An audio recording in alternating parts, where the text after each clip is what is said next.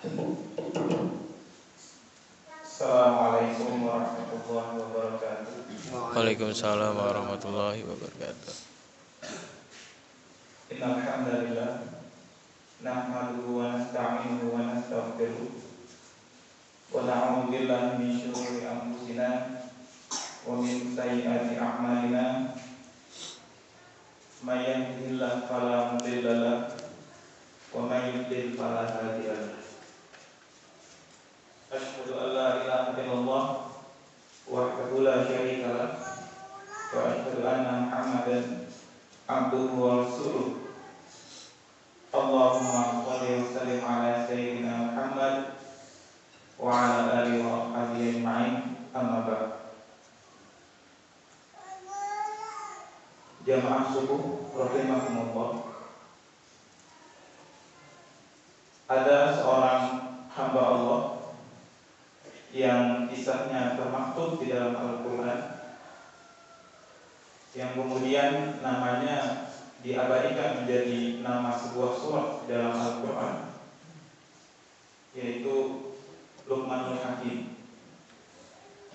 Suatu ketika Luqmanul Hakim ini bersama anaknya dan membawa seekor keledai itu jalan, memasuki sebuah pasar. Nah, pertama kali keadaan mereka ketika itu, Luqmanul Hakim di atas keledainya, sedangkan anaknya berjalan kaki mengikutinya.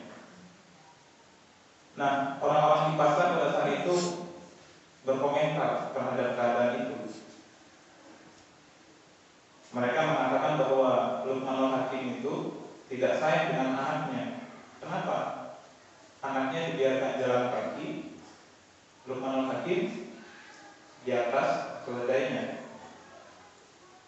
Mendengar kalimat seperti itu, kemudian Luqmanul Hakim menyuruh anaknya naik di atas keledai, dan Luqmanul Hakim sendiri jalan mengikuti anaknya.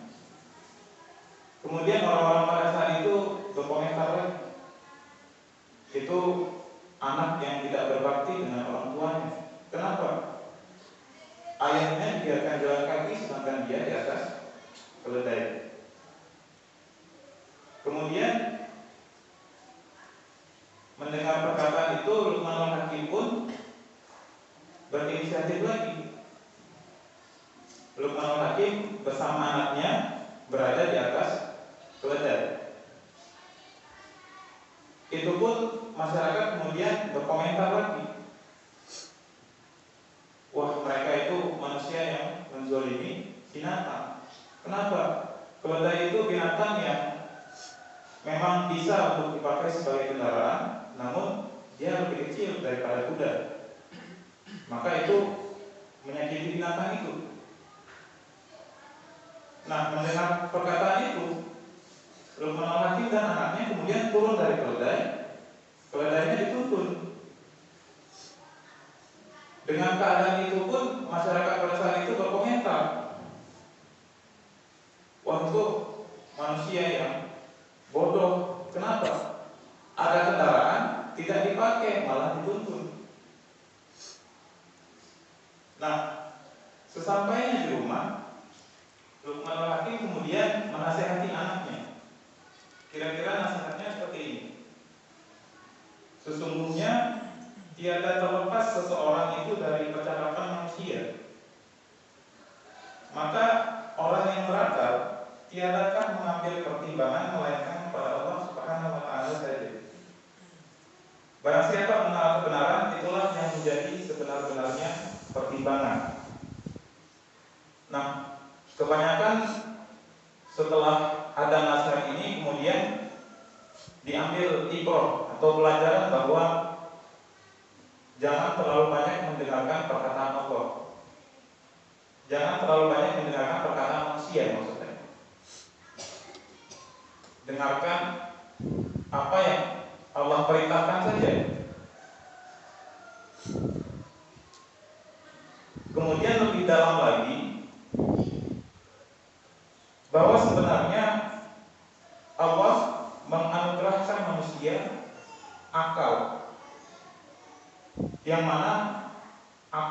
itu hanya dipakai sebatas untuk memahami fakta, memahami dalil, dan menghukumi fakta dengan dalil itu.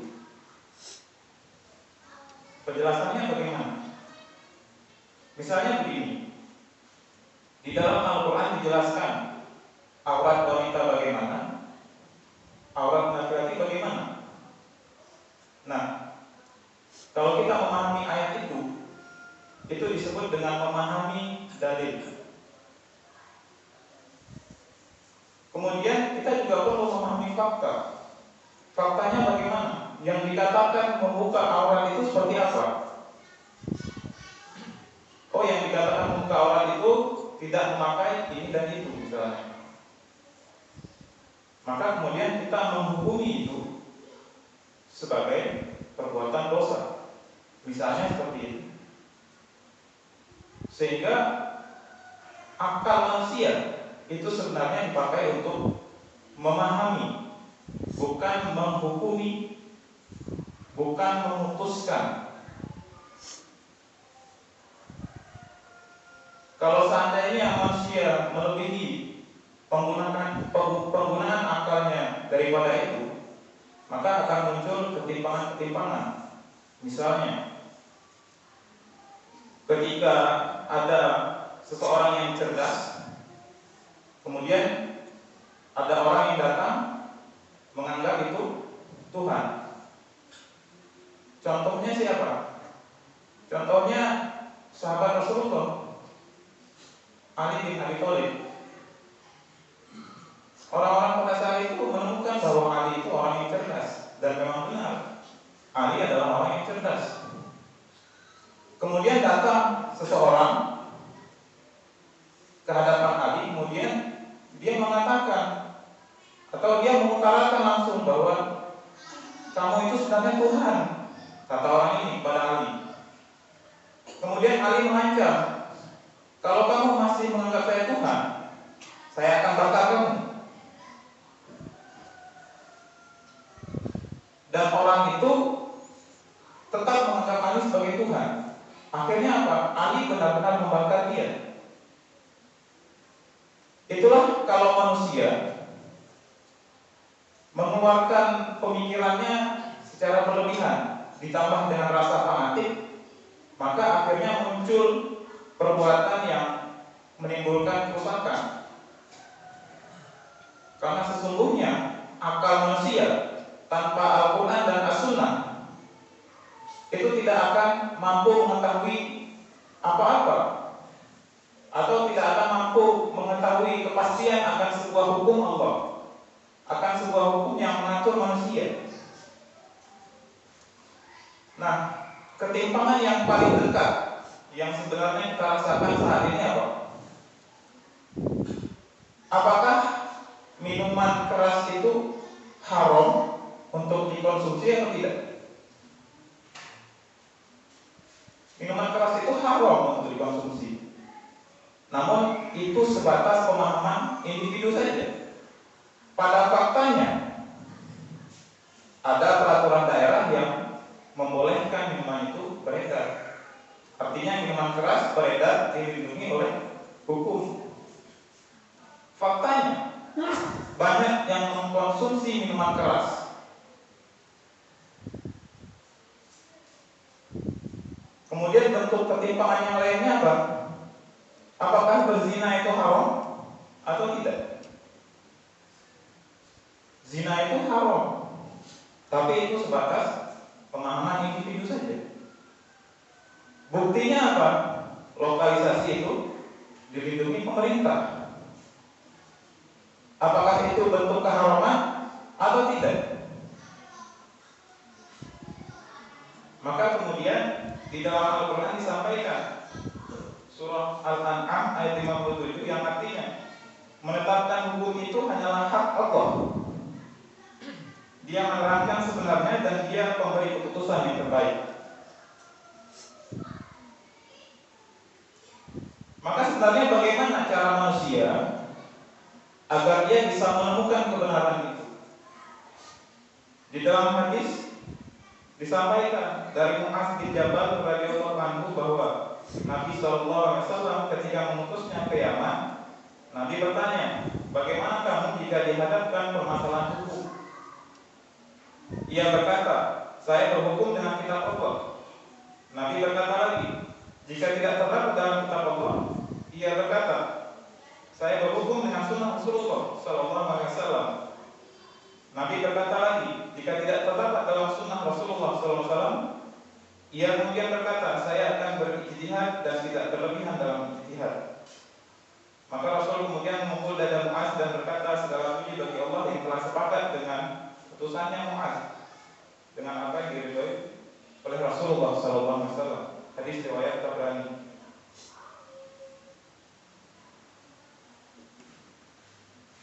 Maka kemudian para jamaah subuh yang insya Allah dirahmati oleh Allah sekalian, saat ini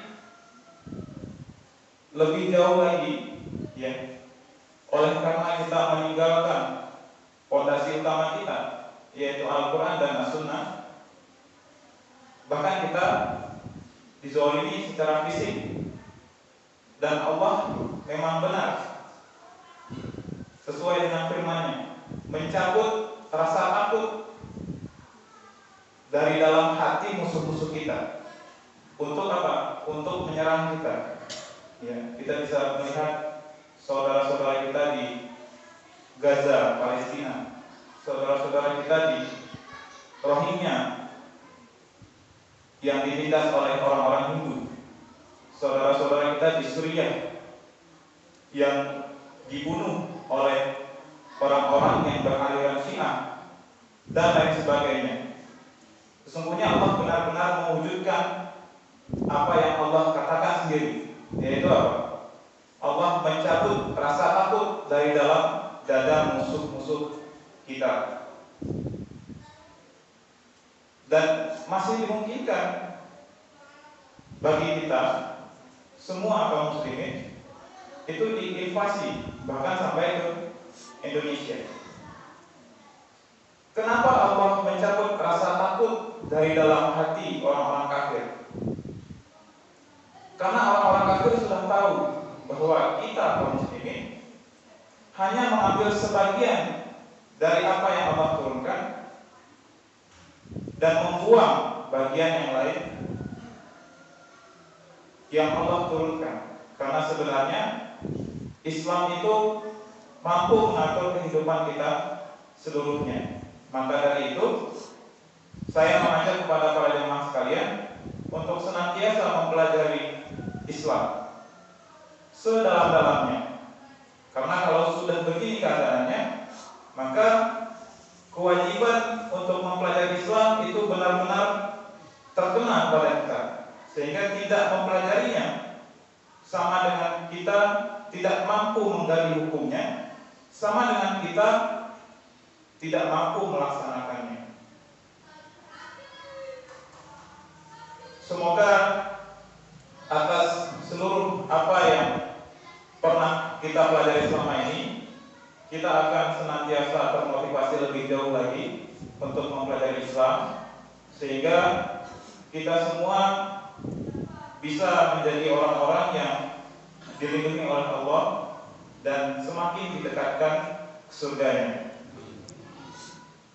Mohon maaf kalau banyak salah-salah kata dari apa yang disampaikan. Wabillahi taufiq wal hidayah. Wassalamualaikum warahmatullahi wabarakatuh. Waalaikumsalam.